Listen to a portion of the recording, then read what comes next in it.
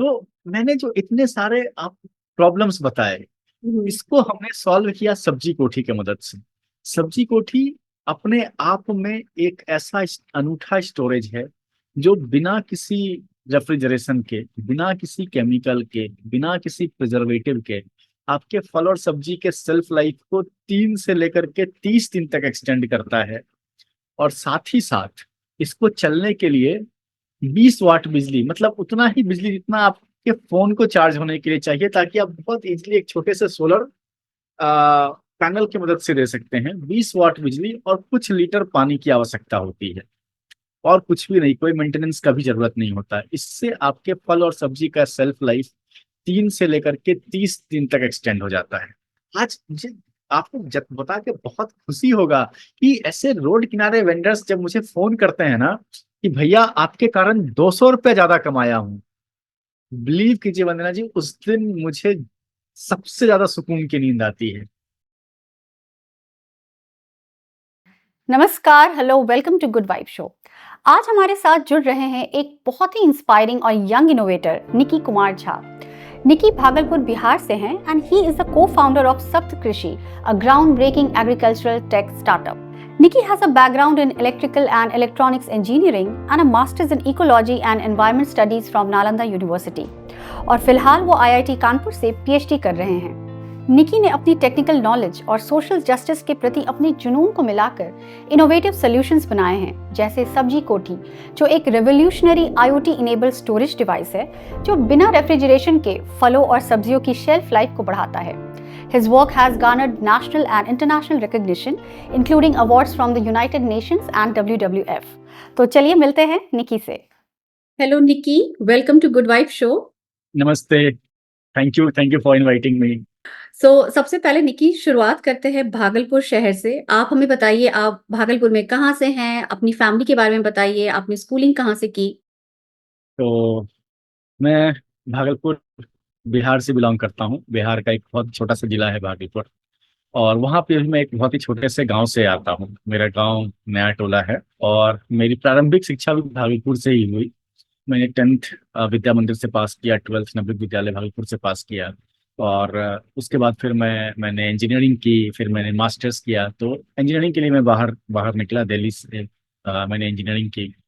उसके बाद फिर मैं मास्टर्स मास्टर्स किया। फिर मैं यूरोप से अपनी डिग्री ली। फिर मैं अभी करंटली IIT कानपुर में PhD कर रहा हूँ प्रोडक्ट डिजाइन में। अच्छा, हाँ। ग्रेट। आपका तो काफी डाइवर्स स्किल सेट है। आपने इलेक्ट्रॉनिक्स में इंजीनियरिंग किया है जहां तक मुझे पता है, और उसके बाद आपने इकोलॉजी और एनवायरमेंटल साइंस पे मास्टर्स किया है, और उसके बाद अभी आप PhD कर रहे हैं। तो कहाँ से आपने ये डिसीजन कैसे लिया कि किस सब्जेक्ट में आगे पढ़ाई करनी है, और आपका एग्री टेक में इंटरेस्ट कैसे आया?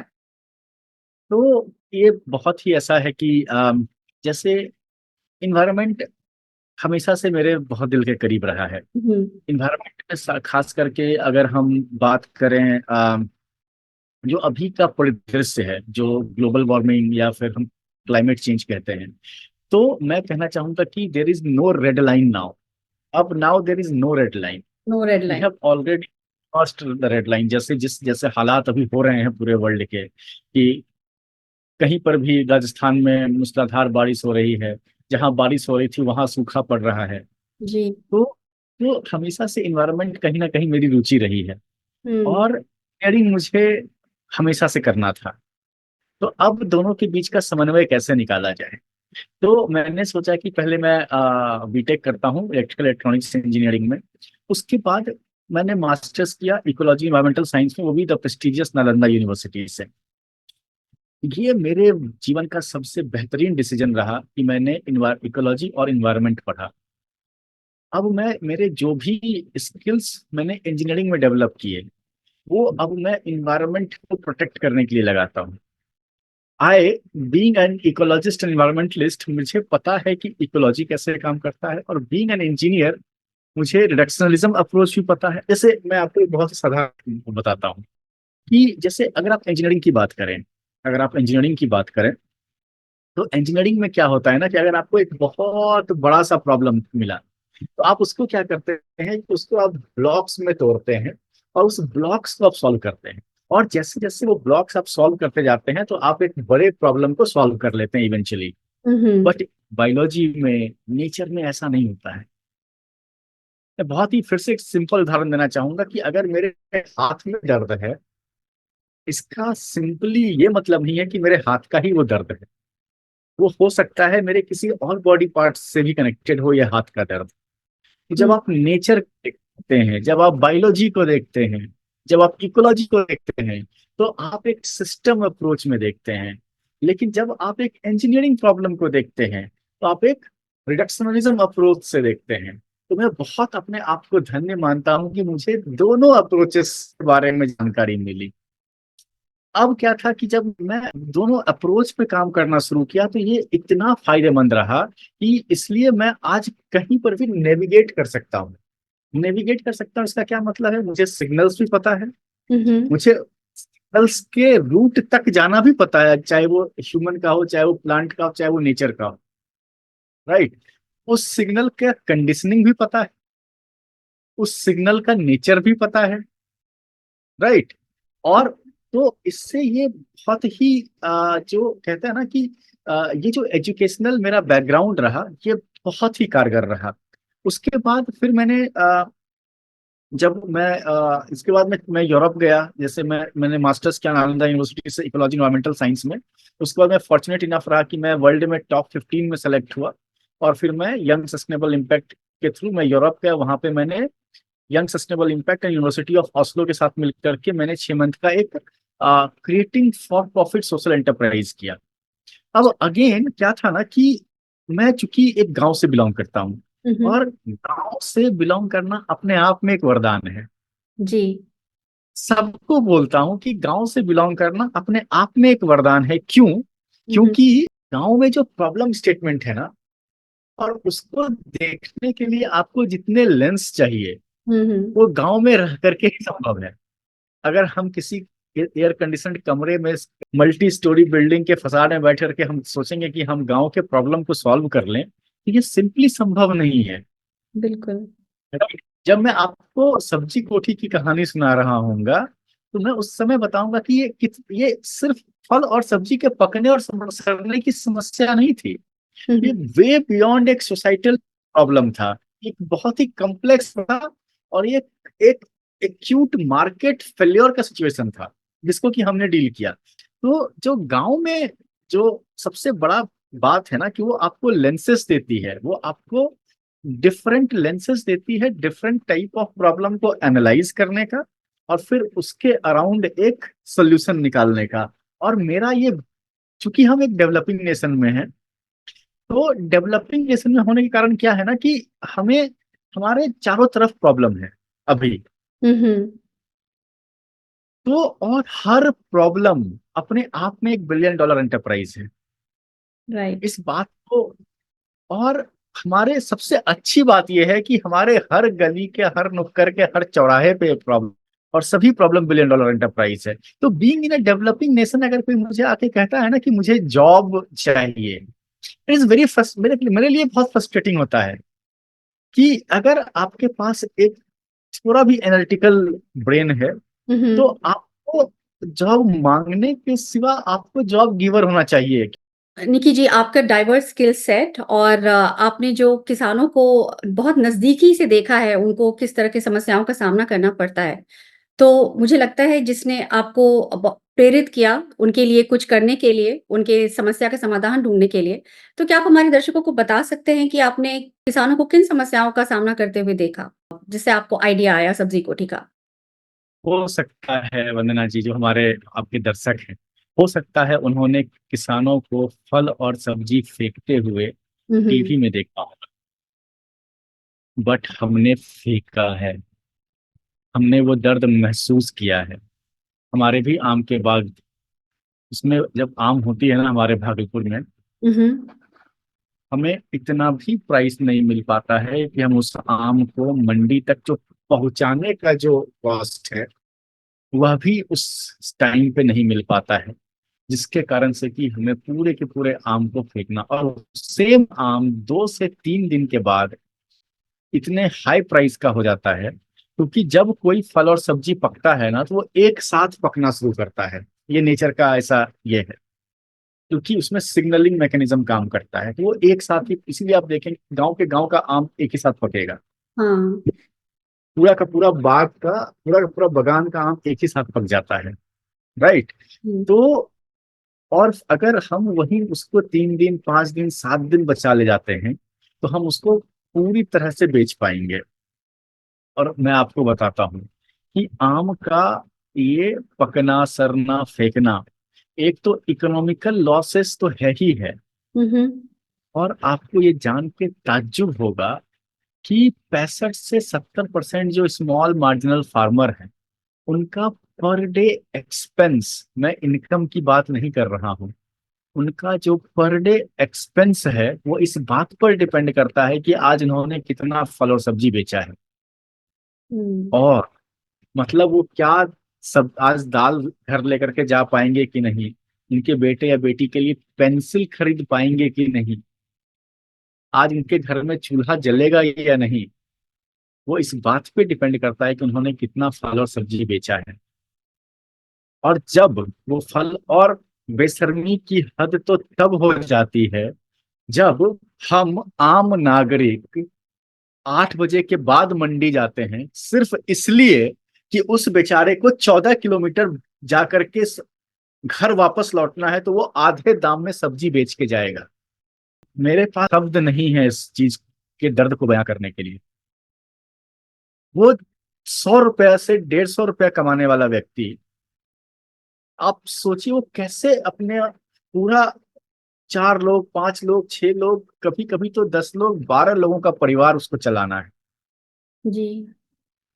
और अगर इतना ही नहीं, अगर उसको जाना होता है ना, तो वो दिन भर, चूंकि वो सर पर वो इतने बड़े 50 किलो 100 किलो का फल सब्जी लेकर के वो आता है, और जब उसको जाना होता है ना, वो उसमें इतनी हिम्मत नहीं बची होती कि वो बचे हुए सब्जी को वो वापस अपने घर लेकर के जाए, तो वो वहीं पर फेंक के जाता है।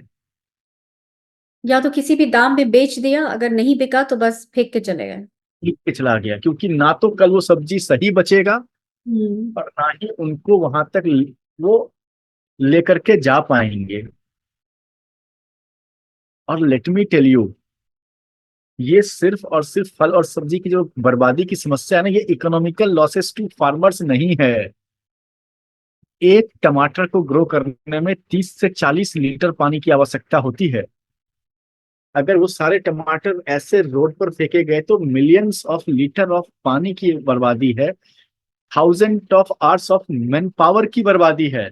फिर भी अगर आप लोगों को लग रहा है ये किसी बिहार के एक छोटे से गांव का समस्या है, तो let me tell you, you are wrong.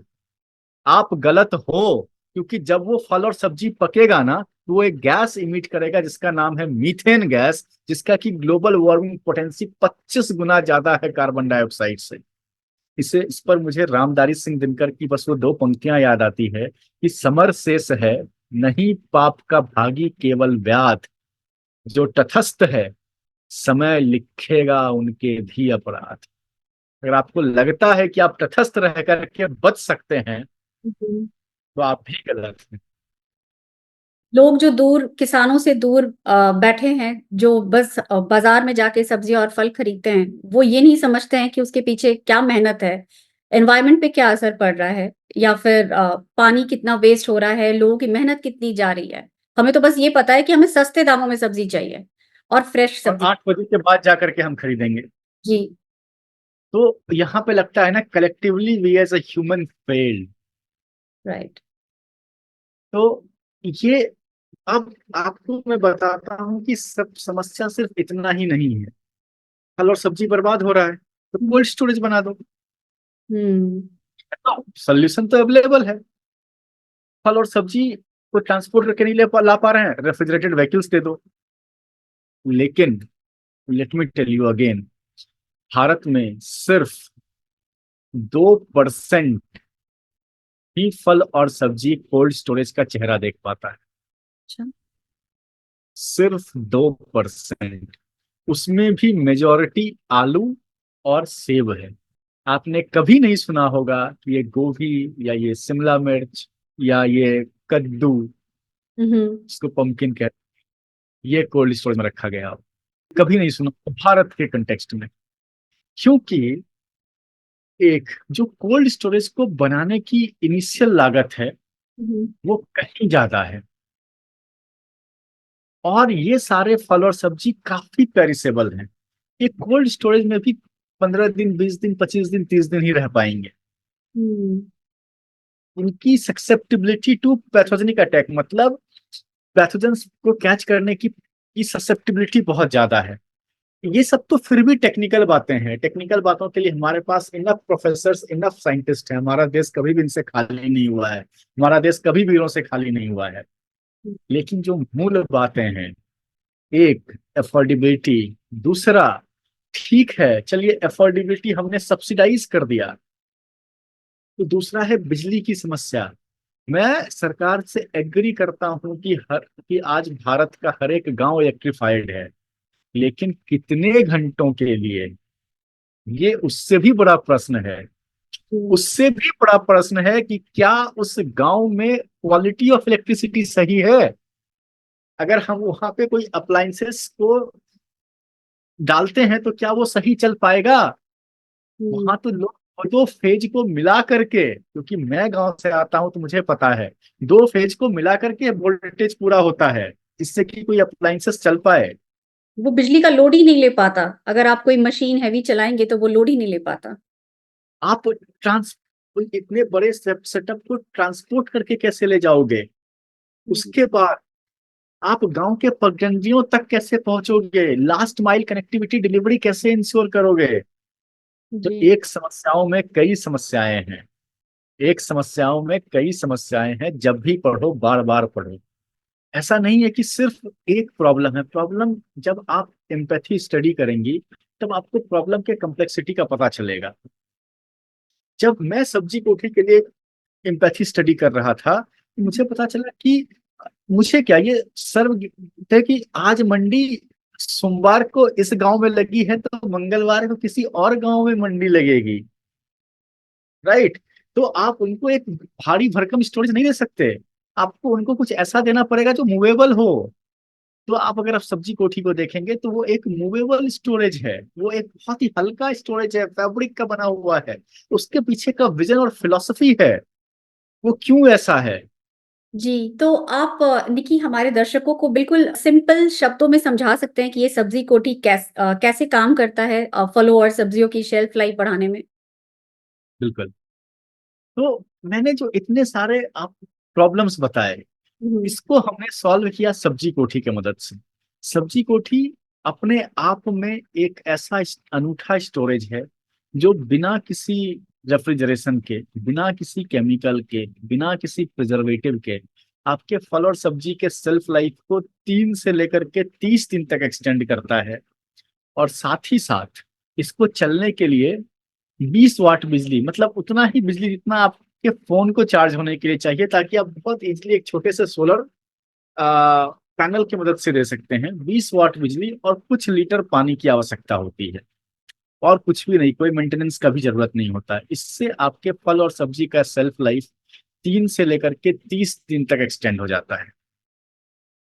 वाह। तो ये जो सब्जी कोठी है, इसके 3 वेरिएंट हैं। अच्छा। एक वेरिएंट जो फैब्रिक का बना हुआ है, और वो सब्जी कोठी आपको कहीं पर भी, जैसे गांव के किसी सुदूर गांव में डिप्लॉय करना है तो वहां भी डिप्लॉय हो जाएगा। किसी छोटे से फल और सब्जी के दुकान में लगाना है वहां भी हो जाएगा। रोड किनारे कोई वेंडर बैठा हुआ है वहां भी वो लेके बैठ सकते हैं। और आज मुझे आपको बता के बहुत खुशी होगा कि ऐसे रोड किनारे वेंडर्स जब मुझे फोन करते हैं ना कि भैया आपके कारण 200 रुपये ज्यादा कमाया हूँ, बिलीव कीजिए वंदना जी, उस दिन मुझे सबसे ज्यादा सुकून की नींद आती है। जी। आज कितना सब्जी कोठी बिका, ये मेरा कंसर्न नहीं, वो मेरे मैनेजर्स देख रहे हैं। हम्म। मुझे ये कंसर्न है कि आज मुझे ऐसे सुकून वाले कितने फोन आए जिसमें कि लोग ये कह रहे हैं कि आपके कारण 200 रुपया, 500 रुपया, 700 रुपया ज्यादा कमाया। तो इस बात को लेकर के खुशी होती है मुझे।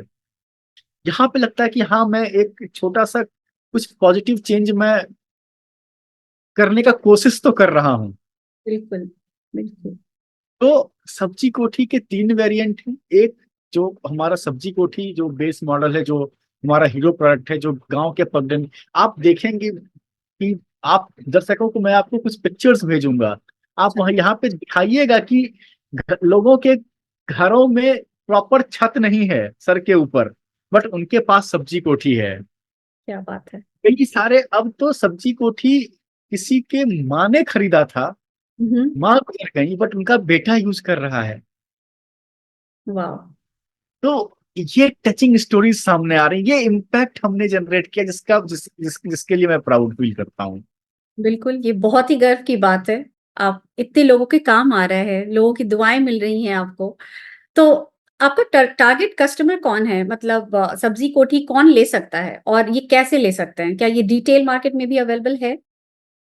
सब्जी कोठी का जो जो तीन वेरिएंट है, एक जो सब्जी कोठी जो हमारा हीरो प्रोडक्ट है, जो हर जगह डिस्प्ले होता है, वो छोटे किसान के लिए है, मंडी वालों के लिए है, जो रोड साइड वेंडर्स हैं उनके लिए है, ठेला वालों के लिए है, जो भी 200-300 किलो तक फल और सब्जी के साथ ट्रेडिंग करते हैं, कल्टीवेशन ग्रो करते हैं, उगाते हैं, बेचते हैं, पूरे सप्लाई चेन में उन सबों के लिए है। दूसरा है हमारा कार्ट मॉडल। तो कार्ट मॉडल जो है वो हमारे वेंडर्स, जो हमारे स्ट्रीट हॉकर्स होते हैं। अब क्या था ना, बहुत यूनिक प्रॉब्लम स्टेटमेंट आया, क्योंकि हमारा, हमने बताया ना, हमारे देश में समस्याएं ही समस्याएं हैं। तो क्या हो रहा था कि लोग सब्जी को, ठीक फैब्रिक का स्टोरेज है, फैब्रिक का बॉक्स है, उसको ठेला पे रख करके लोग सब्जी बेचते थे। अब आप जानते हैं हमारे देश में ट्रैफिक कितना क्लोजली मूव करता है, एक दूसरे से एकदम बिल्कुल चिपक करके। उस केस में फैब्रिक फट जा रहा था, राइट। तो जब ये हमारे पास आया तो हमने एक्सक्लूसिवली कार्ट मॉडल डिजाइन किया सब्जी कोठी का, जिसमें ठेला के अंदर ही हमने एक सब्जी कोठी बनाई और ऊपर डिस्प्ले बनाया, कि छोटे क्वांटिटी में लोग ऊपर डिस्प्ले पे रखेंगे और लार्ज क्वांटिटी में लोग फल और सब्जी को स्टोरेज के अंदर रखेंगे।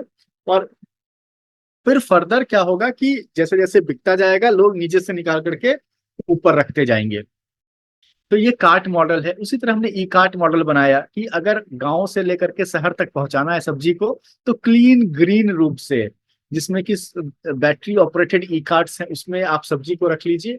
आपका कोई वेट लॉस नहीं होगा, कोई पैथोजन अटैक नहीं होगा, कोई फंगस अटैक नहीं होगा, और आपका फल और सब्जी सुरक्षित आपके गांव से शहर पहुंच जाएगा। सिमिलरली अब क्या था कि कम्युनिटी लेवल के लिए मुझे कुछ करना था, गांवों के लिए, तो हमने सब्जी कोठी जंबो बनाया।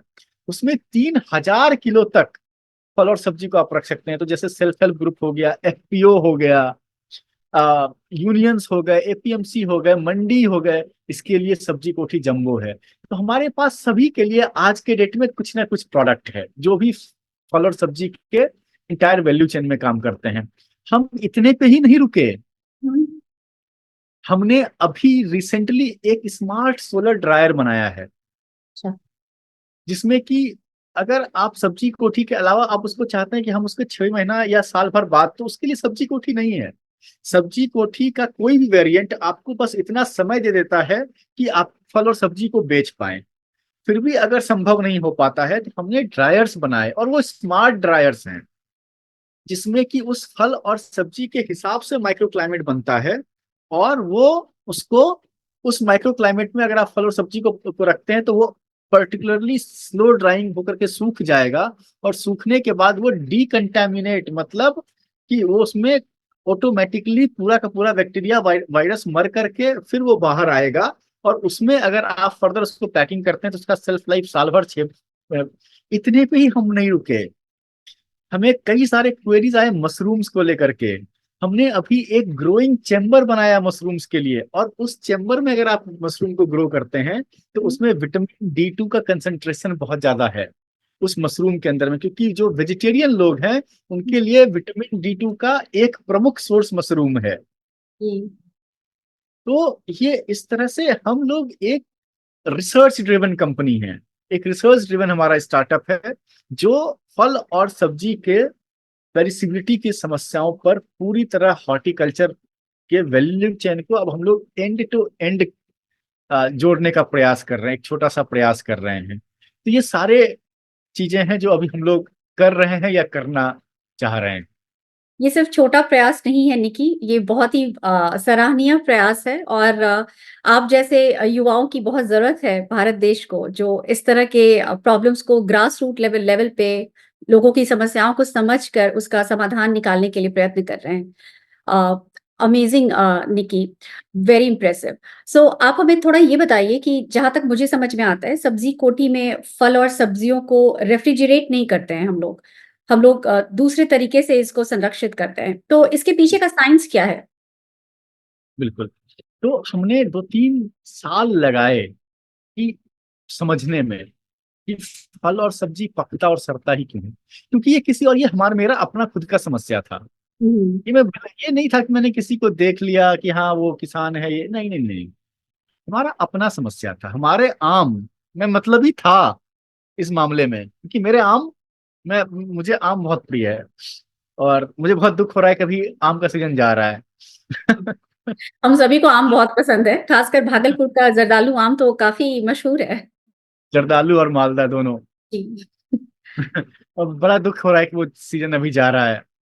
तो मैंने 2-3 साल ये लगाए कि ये फल और सब्जी पकता और सड़ता ही क्यों है। तो हुँ, उसमें पता चला कि मोस्ट मेनली 3 कारण होते हैं फल और सब्जी पकने सड़ने का। तो जिसमें कि पहला कारण है इथिलीन का प्रोडक्शन। फल फल एक गैस इमिट करता है इथिलीन जिससे कि वो सिग्नल देता है दूसरे भी फल और सब्जी को पकने के लिए। तो इथिलीन का प्रोडक्शन। दूसरा होता है पैथोजेनिक अटैक। फल और सब्जी एक हाई मीडिया होता है जिसमें कि जिसमें कि वो ससेप्टेबल होता है पैथोजेंस को लेकर के। जैसे अगर यूजुअली अगर आपका फल एसिडिक होगा तो फंगस लगेगा। यूजुअली अगर बेसिक होगा तो बैक्टीरियल इन्फेक्शन आएगा। थर्ड होता है डिहाइड्रेशन। तो फल और सब्जी यूजुअली वाटर लॉस कर देता है क्योंकि फल सब्जी 95% टू 98% पानी होता है। और आउटसाइड ह्यूमिडिटी 20% 30% होगा तो ऑटोमेटिकली पानी क्या होगा फल और सब्जी से निकल करके बाहर चला जाएगा। तो अब क्या है कि जो ये फल और सब्जी जो वाटर सेड कर देता है जो मॉइस्चर लॉस हो जाता है या ये जो समस्याएं जो होती हैं तो ये हमने बहुत डिटेल से स्टडी किया। और फिर इसको हमने अपने स्टोरेज में इनकॉर्पोरेट किया कि हमने एक ऐसा स्टोरेज सोचा जो कि और ये सारे समस्याएं एग्जेजरेट हो जाते हैं जब टेम्परेचर 34 डिग्री के ऊपर होता है। तो हमने एक ऐसे स्टोरेज की परिकल्पना की जो इंसुलेटेड हो जिसमें टेम्परेचर 34 के ऊपर जाने की संभावना कम हो। उसके बाद हमने एयर रेगुलेशन बनाए। एयर सर्कुलेशन मैकेनिज्म डिजाइन किया। पोस्ट इवोपरेटिव कूलिंग करवाया। उसके बाद उसमें हमने एक माइक्रो क्लाइमेट क्रिएट किया। और उस माइक्रो क्लाइमेट में जो हाई ह्यूमिड है नियर स्टेराइल है high humid near sterile ethylene oxidizing है in an insulated and air regulated chamber है सब्जी कोठी। अगर सब्जी कोठी का टेक्निकल नाम कहा जाए तो वो एक high humid near sterile ethylene oxidizing in a insulated and air regulated chamber है वो। और उस चेम्बर में जब आप फल और सब्जी को रखते हैं तो हुँ, आपके फल और सब्जी का सेल्फ लाइफ 3 से लेकर के 30 दिन तक बढ़ जाएगा। अब यहाँ पे ये इतना सरल भी नहीं था। अब ये कितना टेक्निकल जार्गनाइज टर्म लग रहा है। ठीक है। अब इसको बनाना भी उतना ही जार्गनाइज था क्योंकि मुझे एक ऐसे प्रोडक्ट को बनाना था जिसको कि यूज करेंगे वो लोग जिनके पास की लिमिटेड टेक्निकल नॉलेज है। तो मुझे कोई फैंसी सा प्रोडक्ट नहीं बना देना था। हुँ, being a designer from IIT Kanpur में मेरा पीएचडी प्रोडक्ट डिजाइन में है वो भी आईआईटी कानपुर में प्रोफेसर जे राम कुमार के अंदर मेरा पीएचडी है। अच्छा। तो उसको एक फैंसी डिजाइन दे सकता हूँ लेकिन हमारा मुझे समझना होगा कि हमारे जो यूजर हैं उनका एक्सपर्टीज कैसा है कि वो क्या उसको चला पाएंगे कि नहीं। तो आप अगर देखेंगे सब्जी कोठी को एक एंड पे तो वो कतई सिंपल एक बॉक्स दिखेगा। हुँ, लेकिन अगर आप उसके एक एक पार्ट पर देखेंगे ना तो हर एक पार्ट पे एक इनोवेशन है। जैसे वो फैब्रिक है जो फैब्रिक का बना हुआ उस फैब्रिक पे कोटिंग की गई है एसआरसी की सरफेस रिफ्लेक्टिव कोटिंग जिससे कि सनरे रिफ्लेक्ट हो जाता है। फिर एक एक डिवाइस लगाया गया है जो डिवाइस ये माइक्रो क्लाइमेट क्रिएट करके एक बेलो की मदद से चेम्बर में पहुंचाता है और वो चेम्बर में फिर जब माइक्रो क्लाइमेट बनती है तो आपके फल और सब्जी का सेल्फ लाइफ 3 से लेकर के 30 दिन तक एक्सटेंड हो जाता है। अमेज़िंग। तो आप जो इतना इनोवेटिव काम कर रहे हैं और इतना कॉम्प्लेक्स है, हम जैसे आम लोगों के लिए समझना थोड़ा मुश्किल है।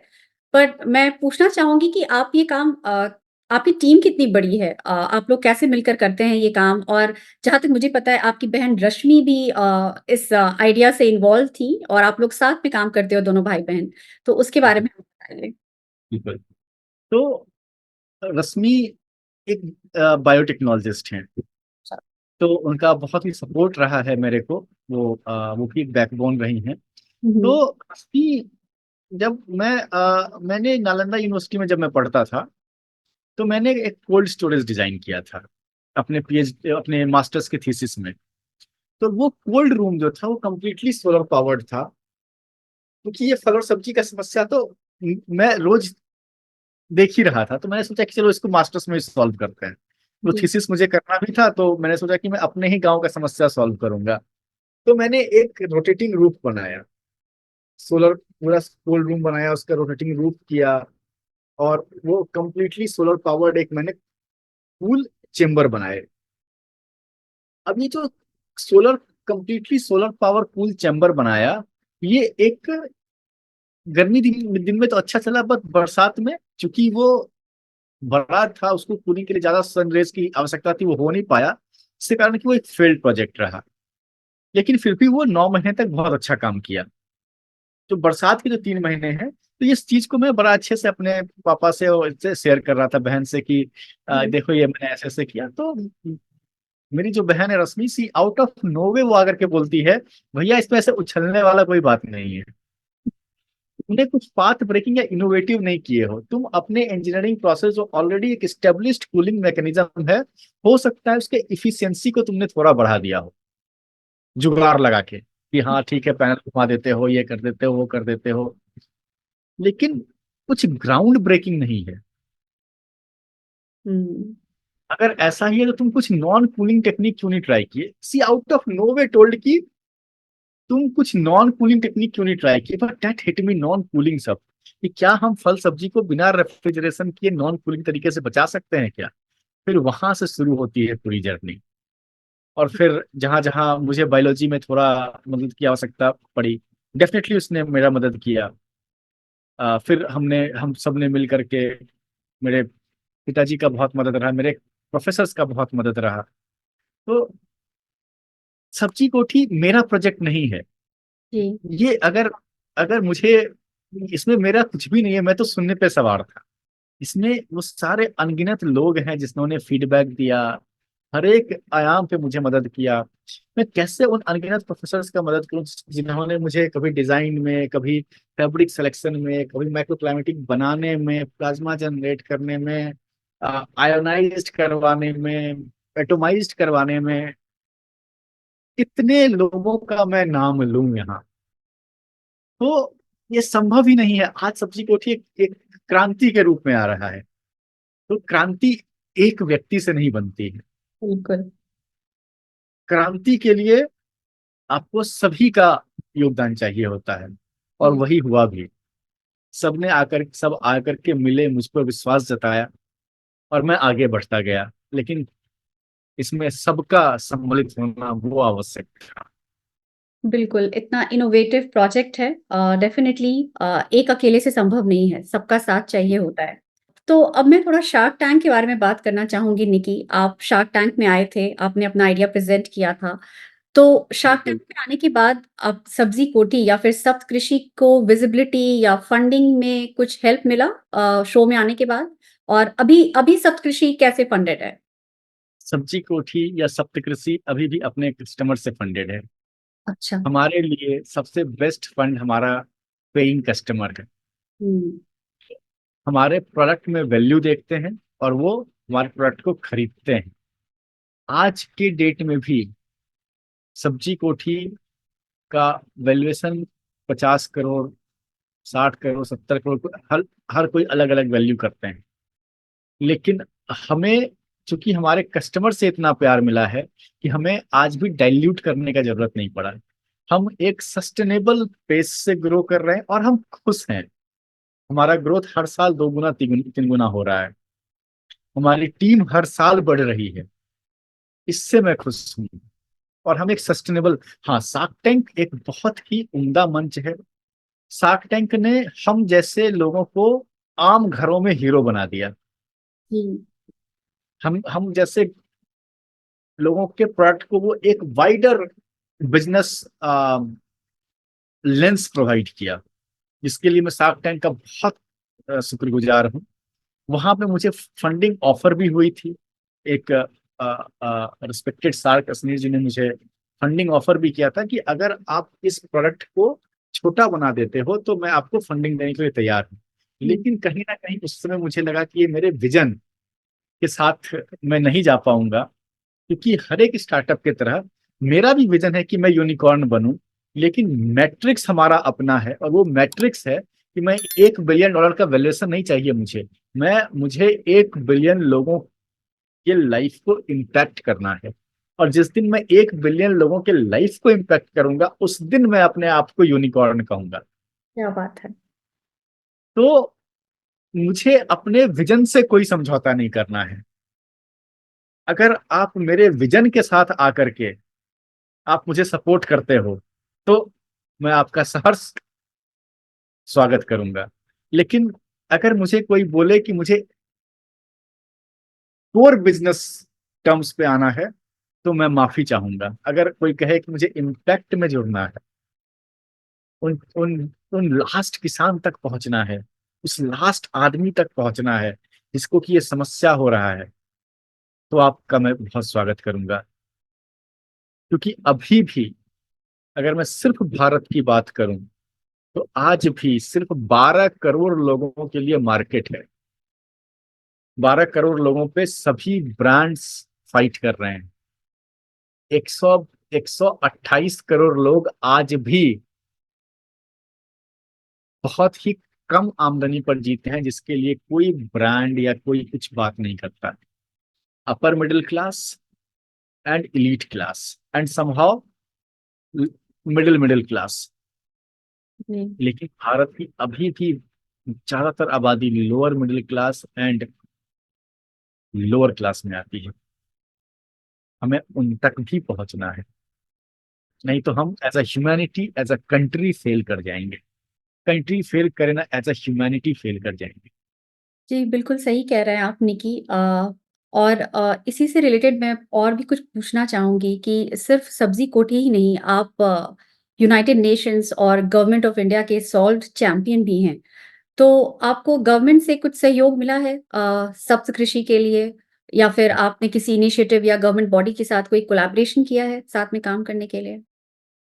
मैं बहुत ही शुक्रगुजार हूँ इस करंट गवर्नमेंट सिस्टम का, जिन्होंने कि इंक्यूबेशन, एक्सलरेशन, स्टार्टअप इंडिया जैसे फ्लैगशिप प्रोग्राम्स लेकर के आए। हुँ, हुँ। ई प्रोग्राम का ये नतीजा है कि आज मैं एक गांव के पगडंडियों से चल करके अपने देश को, अपने राज्य को, अपने डिस्ट्रिक्ट को नेशनल इंटरनेशनल मंच पर लेकर के जा पा रहा हूँ। ये उसी फ्लैगशिप प्रोग्राम का नतीजा है, सरकार के उसी फ्लैगशिप प्रोग्राम का नतीजा है।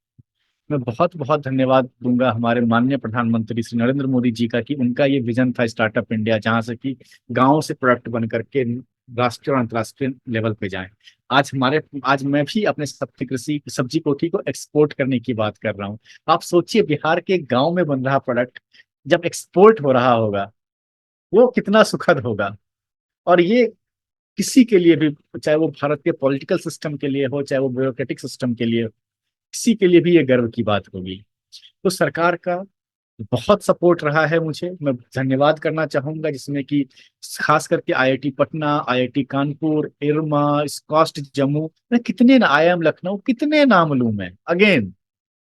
हर जगह का अपना एक्सपर्टीज था। मैं, हाँ, मेरी मेरी नीयत साफ थी, मेरा इंटेंट क्लियर था। तो इंस्टीट्यूट और लोग दोनों जुड़ते गए। और मेरा इंटेंट, मेरी, आज भी मैं ओपनली कहता हूं कि मैं 10% प्रॉफिट मार्जिन पे काम करूंगा। नहीं चाहिए, क्या करना है, एट द लास्ट ना, रात में आपको 2 रोटी खा करके ही सोना है। जी। मन लागो यार फकीरी में। ये जो सोच है ना, इस सोच ने कई सारे इंस्टीट्यूट को, कई सारे लोगों को मेरे साथ जोड़ा, और जिसके कारण से कि आज सब्जी कोठी ये सफलता का मुकाम छू पाया है। वाह! तो आपको ऑलरेडी गवर्नमेंट से इतना सहयोग मिल रहा है जो बहुत ही अच्छी बात है। पर आपको लगता है कि आपके जैसी और भी कई एग्रीटेक स्टार्टअप्स होंगे जिनको सपोर्ट करने के लिए गवर्नमेंट को अपने पॉलिसीज़ में कुछ बदलाव और लाने की ज़रूरत है, जिससे उनको और ज़्यादा सहयोग मिल सके? अभी भी जो हमारा सिस्टम है जो स्टार्टअप का, अभी भी ये एक प्री मैच्योर सिस्टम है। हुँ, हुँ। तो हम लोग जैसे जो स्टार्टअप थोड़े थोड़े एक्सेल कर रहे हैं, तो इनसे फीडबैक लेकर के ही ये सिस्टम और स्ट्रेंथन होगा। तो गवर्नमेंट के लिए भी एक ये बिल्कुल नई बात है। अभी अभी 2016 में तो ये पॉलिसी स्टार्टअप इंडिया की पहली पॉलिसी जो उसको कहता है ना एकदम बिल्कुल नव अंकुरन हुआ 2016 में। उसके बाद से अभी 2024 है। तब कुल मिलाकर के 7-8 साल ही बीते हैं, और 7-8 साल में ही हम वर्ल्ड के तीसरे स्टार्टअप में तीसरी सबसे बड़ी नेशन बन बन गए। तो सपोर्ट सिस्टम है, और भी सपोर्ट सिस्टम करने की आवश्यकता है। अभी अब क्या आवश्यकता है जो सरकार को करनी चाहिए, वो है अवेयरनेस। अभी भी इस स्टार्टअप को लेकर के बहुत ज्यादा गांवों के लोगों में अवेयरनेस नहीं है। मैं प्रिविलेज्ड था कि मैं आईआईटीज में जा पाया, मैं यूरोप जा पाया, मैं नालंदा जैसे विश्वविद्यालय में पढ़ पाया, इंजीनियरिंग कर पाया। तो मैं प्रिविलेज्ड था कि मुझे इन इन अपॉर्चुनिटीज के बारे में पता थी, और मैं लोगों को जोड़ पाया, अपने साथ कनेक्ट कर पाया, और मैं अपने लिए सपोर्ट सिस्टम ओपन कर पाया। लेकिन ये ब्लेसिंग्स सभी के पास नहीं है। तो गवर्नमेंट की रिस्पॉन्सिबिलिटी है कि ये सपोर्ट सिस्टम को लास्ट बच्चे तक, लास्ट लोगों तक पहुंचाए, ताकि लोग अवेयर हों स्टार्टअप के बारे में। लोग अवेयर हो, स्टार्टअप के बारे में भी अवेयर होने से इंपॉर्टेंट है लोग प्रॉब्लम के बारे में अवेयर हो। क्योंकि अगर जिस दिन किसी भी व्यक्ति को लग जाएगा ना कि इस प्रॉब्लम के लिए लोग पॉकेट से रुपया निकालने के लिए तैयार है, वही तो एंटरप्राइज है। हुँ, हुँ। बहुत सिंपल सी बात है। जिस प्रॉब्लम के लिए वंदना जी आप अपने पॉकेट से पैसा निकालने के लिए तैयार हैं, और जिस प्रॉब्लम के सॉल्यूशन, वही सॉल्यूशन एंटरप्राइज है। मैं कोई बड़ी बड़ी डेफिनेशन नहीं देता हूं एंटरप्राइज का, जैसा जो मेरी छोटी सी बुद्धि में समा पाई है, जो लिमिटेड नॉलेज एंड अंडरस्टैंडिंग जो मेरी है इस पूरे सब्जेक्ट डोमेन को लेकर के, उससे ही मैं बात रखूंगा। तो यही एंटरप्राइजिंग है। तो गवर्नमेंट को इस लेवल पे आकर के आना चाहिए। हम लोगों से जो थोड़े एक्सेल कर चुके हैं अपने स्टार्टअप या एंटरप्रेन्योरशिप करियर में, उनके लिए भी कुछ से फीडबैक लेकर के ये करना चाहिए। और भी कई लेवल पे पॉलिसीज में अमेंडमेंट की आवश्यकता है, जैसे डेट फाइनेंसिंग के होना चाहिए। मैं कई और सबसे इम्पोर्टेंट जो बात है, मैं कई सारे बजट सेशंस के पहले भी ये गवर्नमेंट केस में डालना चाहता हूं कि अब आपने स्टार्टअप एक शब्द दे दिया, लेकिन आप उसको अभी भी प्राइवेट लिमिटेड के एक लीगल एंटिटी में रखते हैं। और अगर आप स्टार्टअप के फाउंडर को देखें तो वो हमारे जैसे लोग हैं मोस्टली, जिसको कि फाइनेंसिंग नहीं पता, जिसको कि लीगैलिटीज नहीं पता है। हुँ, राइट। हमें नहीं पता कि कितने कंप्लाइंसेस ये होते हैं, क्योंकि हमें इसकी फॉर्मल एजुकेशन भी नहीं मिली। हुँ। बट फिर भी हमने रिस्क लिया। राइट। तो क्या हम, जैसे हमारे पास प्रोप्राइटरशिप लिमिटेड लाइबिलिटी फर्म है, तो क्या हम स्टार्टअप के लिए कोई सुलभ व्यवस्था कर सकते हैं क्या, जिसमें कि उतने कंप्लाइंसेस ना करना पड़े। राइट। तो इन सब चीजों को थोड़ा ध्यान में रखते हुए सरकार को और भी स्ट्रेंथ करने की जरूरत है। लेकिन ये अभी भी एक प्री मैच्योर सिस्टम है। थोड़े टाइम में हम मैच्योर हो जाएंगे तो चीजें, हमेशा से एक ऑप्टिमिस्टिक आदमी रहा हूं मैं, तो मैं बहुत ही ऑप्टिमिस्टिक हूं कि यह भी आगे साकार हो पाएगा। जी, मैं आशा करती हूँ कि सरकार का और ज़्यादा से ज़्यादा सहयोग मिले आप जैसे एंटरप्रेन्योर्स को और इनोवेटर्स को। अ, मेरा अगला सवाल थोड़ा टॉपिक से हटकर हो सकता है निकी, पर मैंने भी गाँव का जीवन बहुत नज़दीकी से देखा है और काफ़ी सारी छुट्टियाँ मैंने अपने पैतृक गाँव में बिताया है, जो कि बिहार का एक छोटा-सा गाँव है। तो मैं जानना चाहूँगी, मैंने वहाँ पे बहुत फसलों और को देखा है कि ना जल्दी अगर पकते नहीं है फसल, तो उसको दवाई डालकर हम जल्दी पकाते हैं। तो एक तरफ तो ऐसा लगता है जैसे कि बहुत डिमांड है और हमारे पास फसल है नहीं तैयार, तो हम उसको तैयार करने के लिए जल्दी करते हैं। और एक तरफ हम देख रहे हैं कि फसलें बर्बाद हो रही हैं, लोग फल और सब्जियाँ क्योंकि अगले दिन तक चल नहीं पाती ज़्यादा, तो वो सड़ जाती हैं। तो ये कैसे वर्क करता है? मुझे थोड़ा समझ में नहीं आया। तो ये होता है कि लोगों को पता होता है कि ठीक है, अगर हम आज अपने आम को तोड़ लिए, क्योंकि लोग को पता होता है कि अगर एक बार ये आम पकना शुरू हुआ ना, तो ये सब एक साथ पक जाएगा। ठीक है, तो उस समय किसी को रेट नहीं मिलेगा। लोग क्या करते हैं, प्री मेच्योर मैंगो को तोड़ करके उसको उसको मैं एक आम का मैं आपको बस एक एग्जांपल दे रहा हूँ, ये आम के सिस्टम को मैं बहुत नजदीक से जानता हूँ। लोग क्या करते हैं कि जैसे ही थोड़ा सा बड़ा आम होने लगता है, उसी समय से उसको तोड़ना शुरू कर देते हैं और उसको केमिकल दे दे करके पकाना शुरू कर देते हैं। राइट।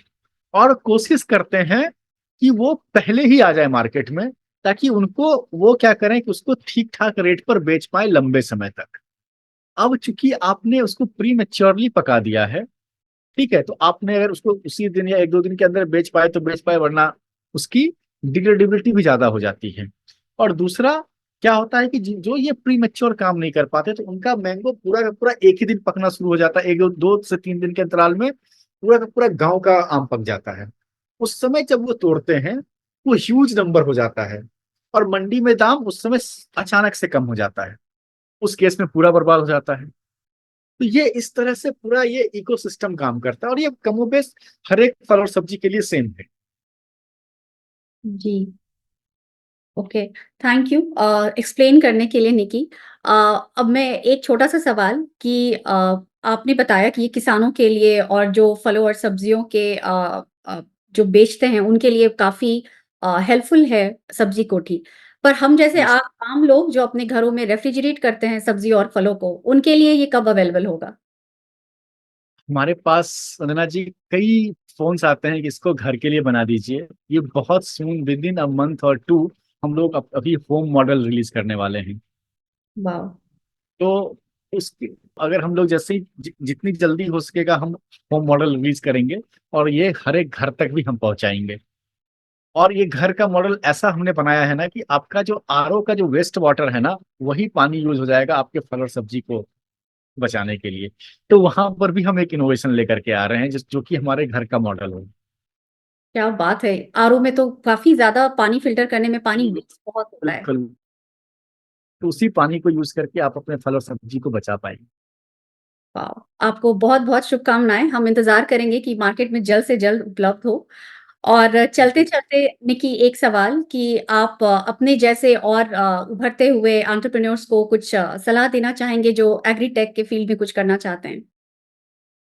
ये ये सलाह सिर्फ एग्रीटेक फील्ड के लिए ही नहीं है, किसी भी टेक फील्ड में, स्टार्टअप और इनोवेशन के फील्ड में जो करना चाहते हैं, मैं उस उनके लिए अगर 1000 बातों का सिर्फ एक बात कहूँ, हुँ, तो वो ये है कि समस्याओं को ठीक से देखना सीखो।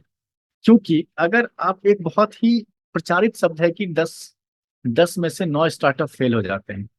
मैंने बहुत क्लोजली मॉनिटर किया है कि वो कौन से स्टार्टअप हैं। तो 10 में से जो 9 स्टार्टअप फेल होते हैं, उनका प्रोडक्ट अगर आप सॉल्यूशन देखेंगे तो क्या बेहतरीन प्रोडक्ट उन्होंने बनाया।